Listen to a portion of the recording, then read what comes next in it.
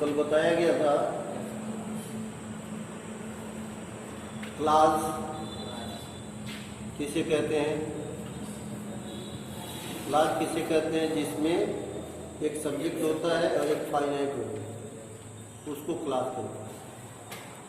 Class में finite verb आया तो फाइनाइट वर्ब बता दिया गया। फाइनाइट वर्ब क्या होता है? जो वर्ब अपना रूप बदल कर सीमित हो जाता है उसे फाइनाइट वर्ब कहते हैं। यानी जिस वर्ब का रूप बदलता है उसको हम फाइनाइट वर्ब कहते हैं। दूसरा होता है non finite verb. Non finite verb वे 3 प्रकार के होते हैं, जिसमें पहला था इन्फिनिटी। जब किसी वर्ब से पहले टू लगा देते हैं, यानी 2 + वर्ब = इन्फिनिटी। दूसरा था जेरंड, वर्ब प्लस उसमें ing जोड़ देंगे, यानी V1 + ing = जेरंड। और तीसरा था पार्टिसिपल। पार्टिसिपल बताया गया था 3 तरह के होते हैं। प्रेजेंट पार्टिसिपल, जब वर्ब में ing लगाते हैं तो प्रेजेंट पार्टिसिपल हो जाता है और उसका अर्थ हुए या करके होता है। दूसरा बताया गया था past participle. Past participle verb की 3rd फॉर्म होती है। और तीसरा बताया गया था परफेक्ट पार्टिसिपल। परफेक्ट पार्टिसिपल होता है having + V3। Having + V3 = perfect participle. और अगर परफेक्ट पार्टिसिपल में पैसिव वॉइस में सेंटेंस है तो वहाँ पे नहीं हैविंग होता है। Having + V3 perfect participle. Passive voice में हैविंग बीन + V3 ये होता है परफेक्ट पार्टिसिपल। तो इस तरह से participle, verb, finite verb, non finite verb और क्लास, ये तीनों बता दिए गए थे। क्लास जो है 3 प्रकार के होते हैं, बताया गया नहीं बताया गया? क्लास जो है 3 प्रकार के होते हैं। थ्योरेटिक लोग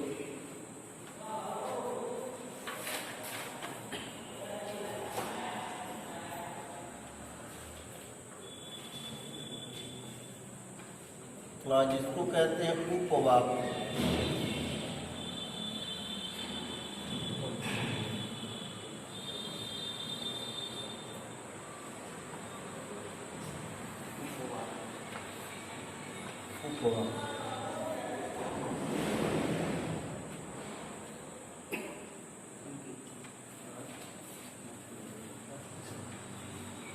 क्या है?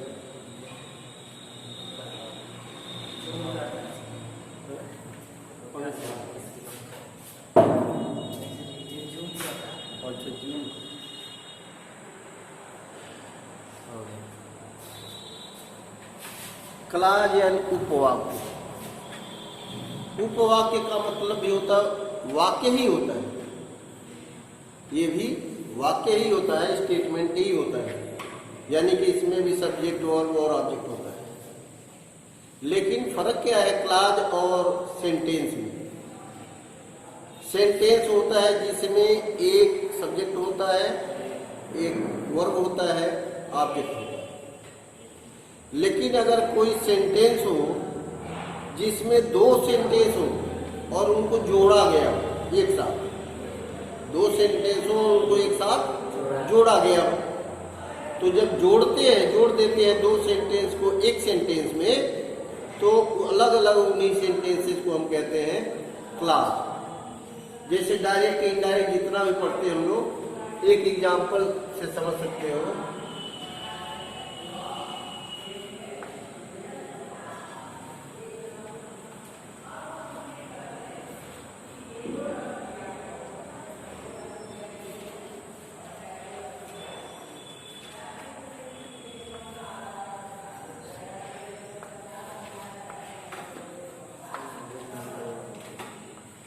He said, I can help you। अब यहां देखा जाए तो इसमें 2 सेंटेंस है, he said और I can हेल्प यू, ये ही सेड, ये कौन सा टेंस है? पास्ट टेंस है। और आई कैन हेल्प यू, मैं तुम्हारी मदद कर सकता हूं, कौन सा टेंस है? हाँ, प्रेजेंट टेंस का वाक्य है आई कैन हेल्प यू। तो इसमें दो टेंस हैं, दो सेंटेंस हैं। अगर इन दोनों को एक साथ जोड़ दिया जाए तो क्या हो जाता है? ही सेड दैट, अब आई चेंज हो जाएगा ना, ही के अनुसार तो क्या हो जाएगा? He could help you change होगा, ऑब्जेक्ट दिया नहीं, मान लो यहाँ पे ऑब्जेक्ट मी है, इससे टू मी, तो मी के अनुसार क्या हो जाएगा? मी हो जाएगा।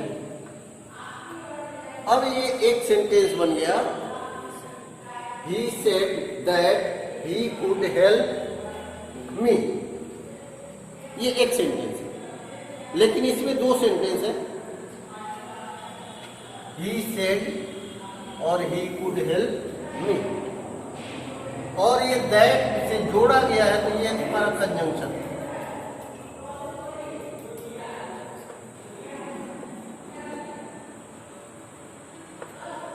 अब ये दोनों अलग अलग जो सेंटेंस हैं, तो ये दो सेंटेंस एक जगह पे हैं, इसलिए हर एक सेंटेंस को हम क्लास बोलते हैं, हर एक सेंटेंस को क्लास बोले। अगर केवल एक सेंटेंस होगा तो उसको तो हम सेंटेंस बोलते हैं, वाक्य बोलते हैं। लेकिन दो सेंटेंस अगर जुड़े हों एक साथ तो हर एक सेंटेंस को हम क्लास को वाक्य बोलते हैं। यही होता है क्लास।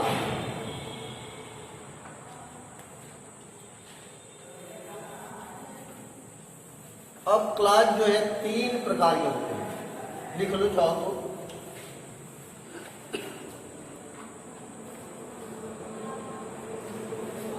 क्लास तीन प्रकार के होते हैं। तुम्हारे पास कुछ नहीं है क्या? जी काफी। अच्छा, मार्कशीट लेना है, किस क्लास है? 9th। हाँ, एडमिशन करा। अच्छा, हाँ, रजिस्ट्रेशन हो रहा है।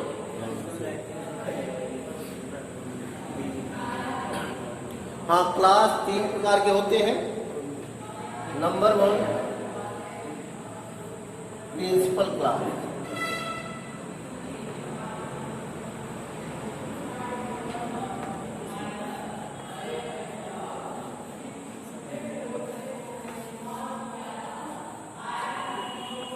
या इसी को हम कहते हैं मेन क्लास।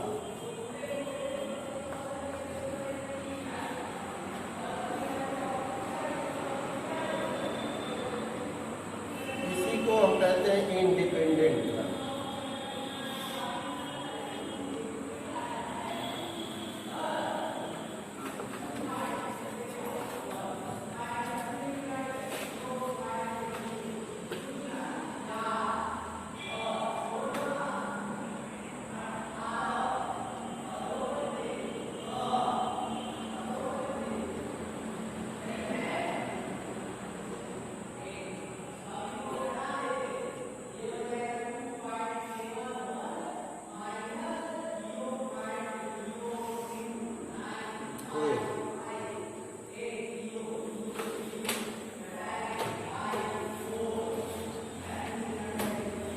हिंदी में कहते हैं मुख्य उपवाक्य। मुख्य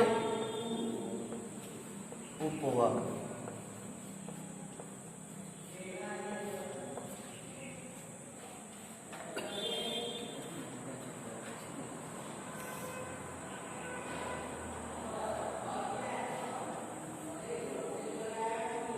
प्रिंसिपल क्लास,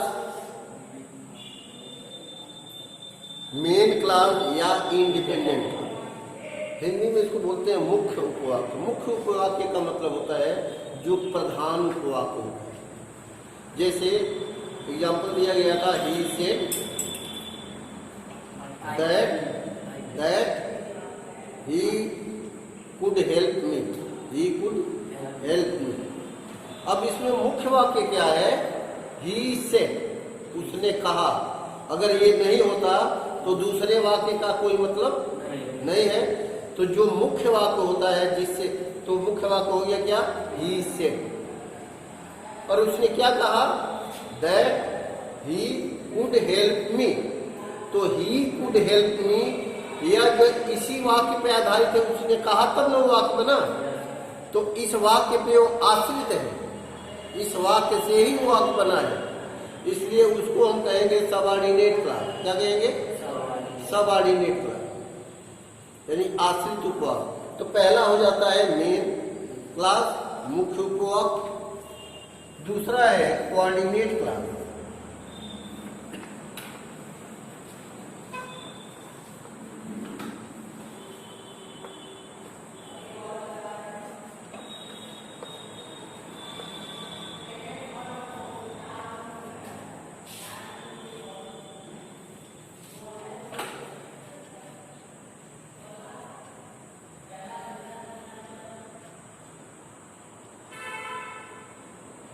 इसको हिंदी में कहते हैं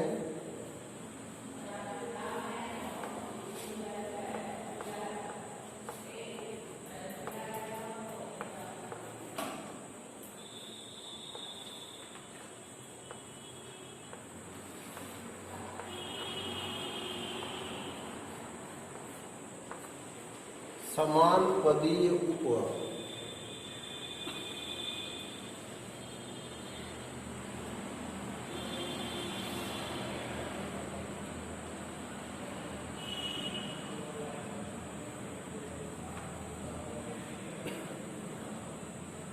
कोऑर्डिनेट क्लॉज यानी समान उपपदी, समान पदीय व उपवाक्य। समान पदीय का मतलब होता है दोनों वाक्य एक समान हो, एक तरह के हों, एक टेंस के हों, तो उन्हें समान पदीय उपवाक्य कहते हैं। जैसे he is a boy, she is a girl. ये बॉय सी एक ही तरह का वाक्य है। तो इन दोनों को अगर एंड से हम जोड़ दें, she is a boy and he is a boy and she is a girl, दोनों वाक्य एक साथ जुड़ गए। दोनों एक तरह के वाक्य जब एक साथ जुड़े होते हैं किसी कंजंक्शन से, तो उनको कहते हैं हम समान पदी वाक्य।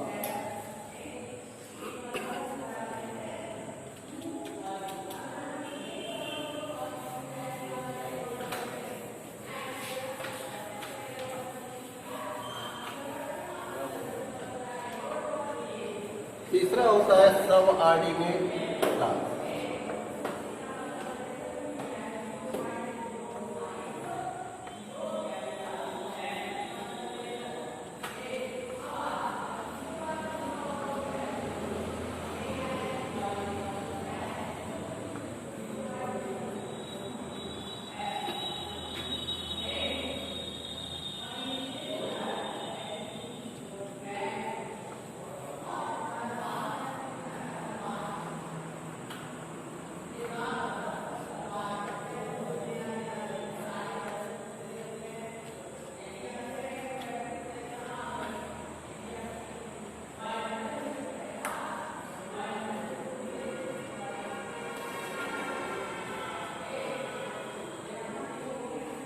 आश्रित उपवाक्य, जैसा पिछला एग्जाम्पल बताया गया था, उसमें एक मुख्य उपवाक्य था और दूसरा जो है आश्रित उपवाक्य था। अगर उसको हम कहते हैं he is a boy and she is a girl, तो ये आश्रित उपवाक्य नहीं, सबका अपना अपना अर्थ जो है अलग है। पूर्ण अर्थ जो है दोनों सेंटेंस दे रहे, ही इज ए बॉय पूर्ण अर्थ है, सी इज ए गर्ल पूर्ण अर्थ है, दोनों का अर्थ क्लियर है। तो जिनका जो वाक्य अपना पूरा भाव व्यक्त कर देते हैं, पूरा अर्थ निकाल देते हैं, वो जो सेंटेंस कहलाते हैं, वाक्य कहलाते हैं। लेकिन अगर दो ऐसे वाक्य जुड़े हों तो कोऑर्डिनेट क्लॉज कहलाते हैं। तीसरा ये सबऑर्डिनेट क्लॉज जो आश्रित उपवाक्य है, और आश्रित उपवाक्य में दो वाक्य दो या दो से अधिक भी होते हैं, दो या या दो से अधिक वाक्य भी होते हैं जो एक साथ जुड़े होते हैं। तो सबऑर्डिनेट क्लॉज किनको कहते हैं? जो वाक्य किसी वाक्य पे आधारित होते हैं, किसी वाक्य के आश्रय में होते हैं, आश्रित, इसीलिए उनको आश्रित उपवाक्य कहते हैं। अब ये आश्रित उपवाक्य सबऑर्डिनेट क्लॉज होते हैं 3 प्रकार के।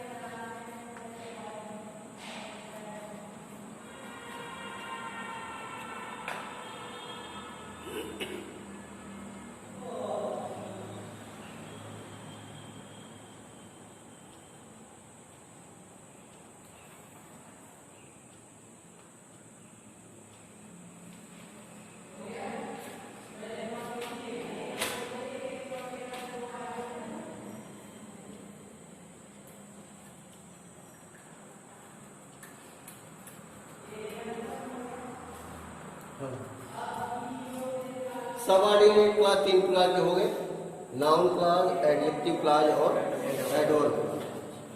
अब नाउन क्लॉज, एडजेक्टिव क्लॉज और एडवर्ब क्लॉज कैसे होते हैं? जैसे सेंटेंस तो क्लॉज क्या होता है? उसमें एक सब्जेक्ट होता है, उसका एक फाइनाइट वर्ब होता है। तो नाउन क्लॉज में पूरा वो क्लॉज, पूरा सेंटेंस नाउन का कार्य करे, वो पूरा सेंटेंस नाउन की तरह कार्य करे तो नाउन क्लॉज हो जाएगा। वो जब एडजेक्टिव का कार्य करे तो एडजेक्टिव क्लॉज हो जाएगा। एडवर्ब का क्लॉज काम करे तो एडवर्ब क्लॉज हो जाएगा। इसीलिए इनको जो है 3 तरह से देखा जाता है, नाउन क्लॉज, एडजेक्टिव क्लॉज और एडवर्ब। बहुत सारे ऐसे वाक्य होते हैं जो हम बनाते हैं, लिखते भी हैं, लेकिन उसको जानते नहीं, उसको हम जानते नहीं। जैसे मान लो कहा जाए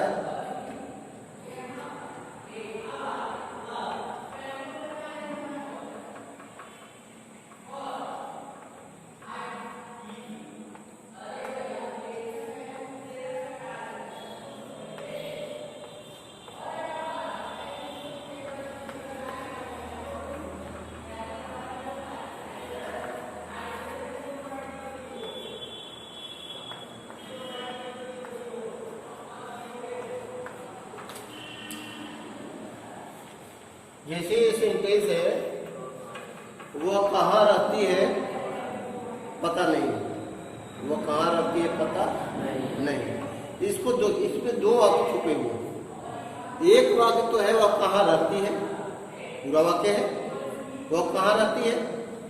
तो दूसरा वाक्य है यह पता नहीं है, वो कहाँ रहती है यह पता नहीं। 2 वाक्य हैं इसमें।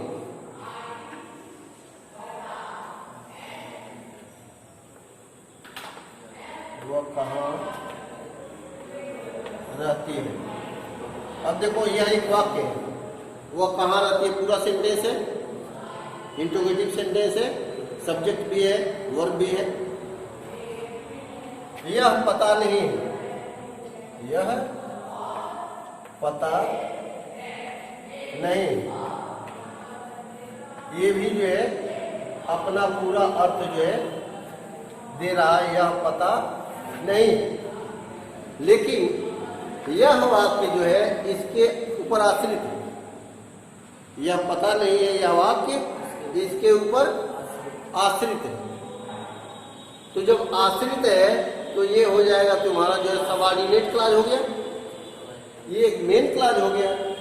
तो जहां प्रिंसिपल क्लॉज होता है और सबऑर्डिनेट क्लॉज होता है उस सेंटेंस को हम कहते हैं कॉम्प्लेक्स सेंटेंस। क्या कहते हैं?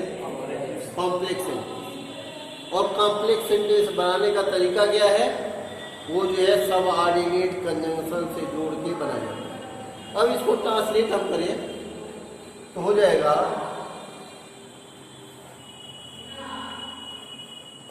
where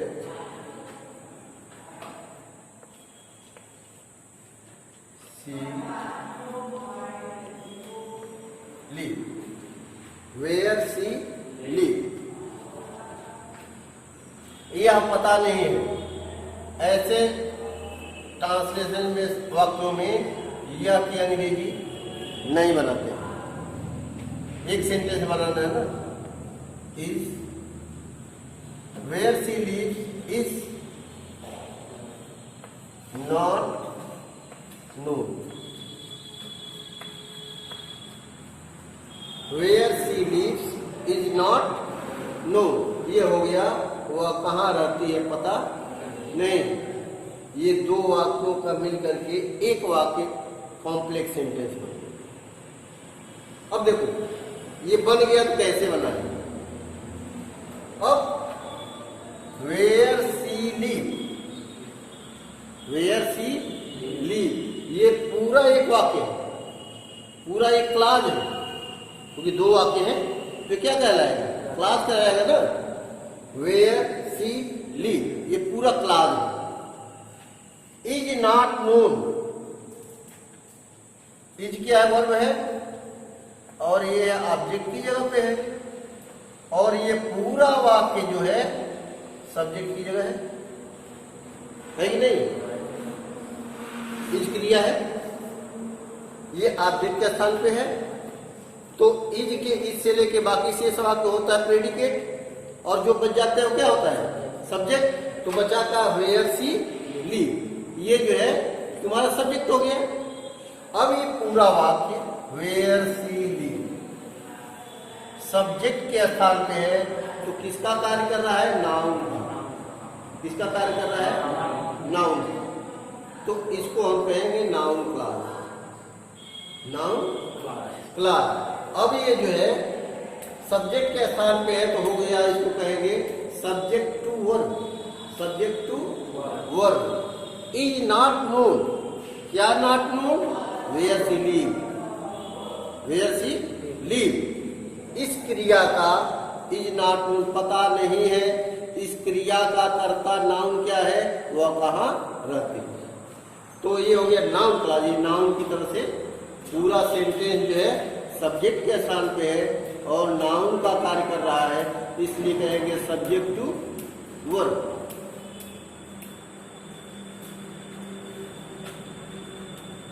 अब देखो इज नॉट नोन, इसको हम चाहे तो दूसरी तरह से भी बना सकते हैं।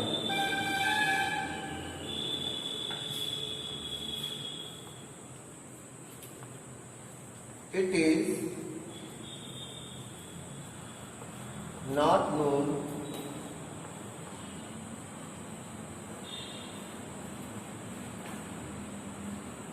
where she lives.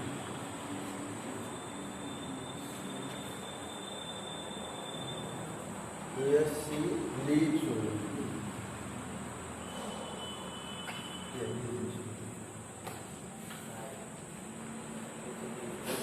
It is not known where she lives।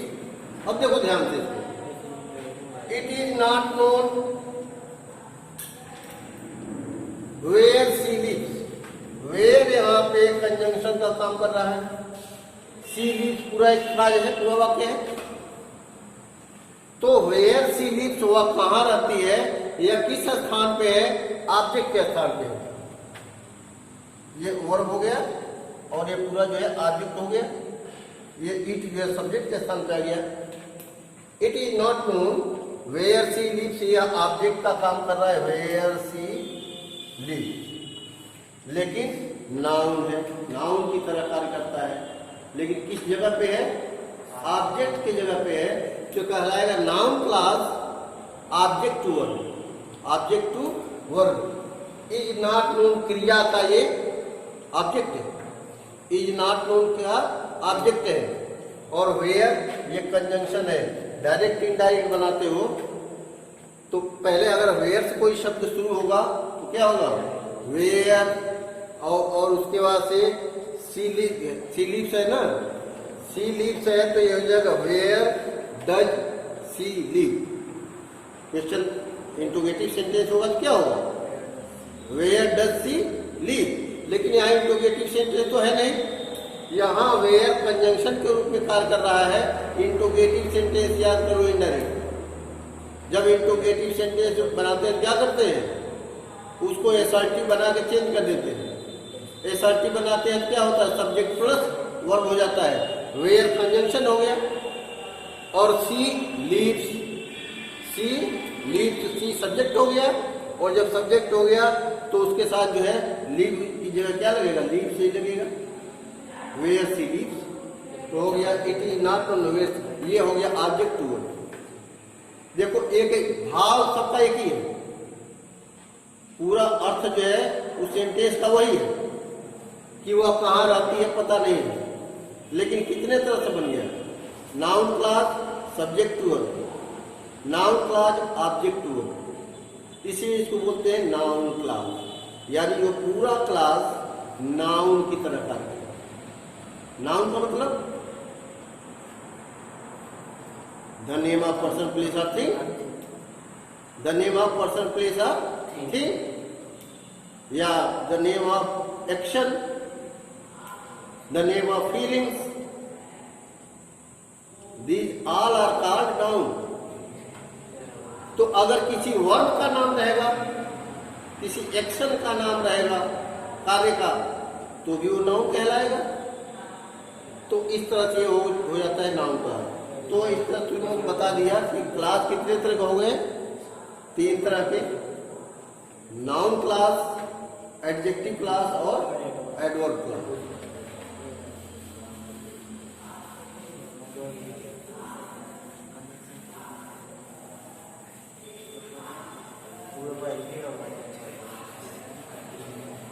ये तुम लोगों के दिमाग में जल्दी नहीं जा रहा होगा क्योंकि ये इंटर का कोर्स है। ये तो तुमको क्लास समझाने के लिए बता दे रहे हैं कि क्लास होता क्या और कैसे बनता है।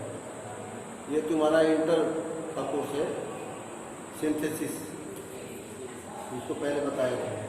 लेकिन क्लास केवल जानने के लिए ये तुमको जानना जरूरी है, वरना समझ ही नहीं पाओगे क्लास है। तो इसलिए बता दिया वो आपके जो जुड़े हुए वाक्य होते हैं उसमें हर शब्द को क्लास कहते हैं। वो क्लास कई तरह से कार्य करते हैं, यानी पूरा वो सेंटेंस कई तरह का कार्य करता है।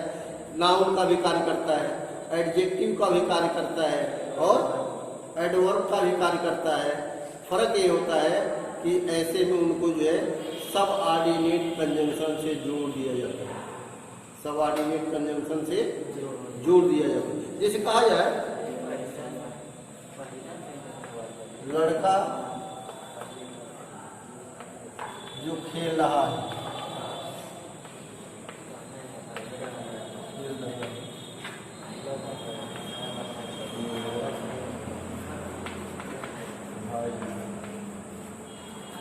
लड़का जो खेल रहा है मेरा भाई।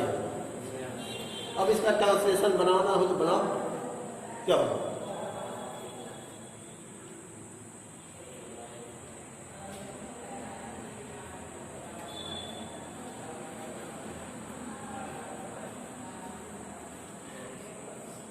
दिक्कत हो रही है ना, इसलिए दिक्कत हो रही है। तुम जो है क्लास पढ़े नहीं, अभी उसके बारे में जानते भी नहीं हो, तो इसको बनाने में तुम्हें दिक्कत है। लेकिन ये बड़े आराम से बन जाएगा। लड़का द बॉय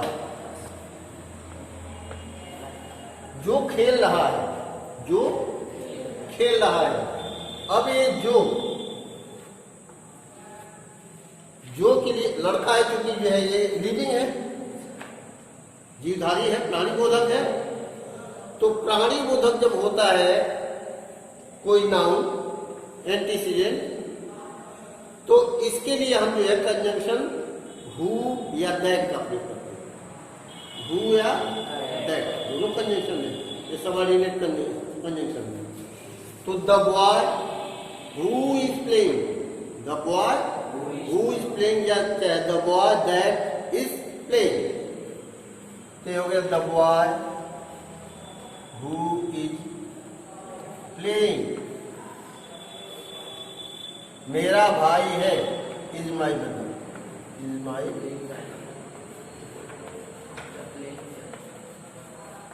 इज माई। अब यहां देखो, the boy who is playing is my brother, is my brother, ये पूरा तुम्हारा जो प्रेडिकेट है। इज माई ब्रदर प्रेडिकेट है और the boy who is playing ये सब्जेक्ट। तो इस तरह ऐसे वाक्य होते हैं, इनको हम इस तरह से ट्रांसलेट कर लेते हैं। इसलिए कॉम्प्लेक्स सेंटेंस या सिंथेसिस बहुत कठिन होता है, क्योंकि बाकी तो सब टेंस वाइज ट्रांसलेशन बनाते ही। वो जाता है, वो खाता है, वो जा रहा है, खा रहा है, वो गया, वो आया, वो तो बन जाता है। लेकिन जो टिपिकल इस तरह के सेंटेंस आ जाते हैं, जैसे कुछ सेंटेंसेस जो है बड़े जटिल आते हैं, या तो मेहनत करो नहीं तो फेल हो जाओगे। जो परिश्रम करता है वह सफलता पाता है, इस तरह के वाक्य आते हैं ना। तो इनको ट्रांसलेट करने के लिए जो है ये सिंथेसिस का जानना जो है जरूरी होता है कि कैसे हम उनको बनाएं। टाइम कितना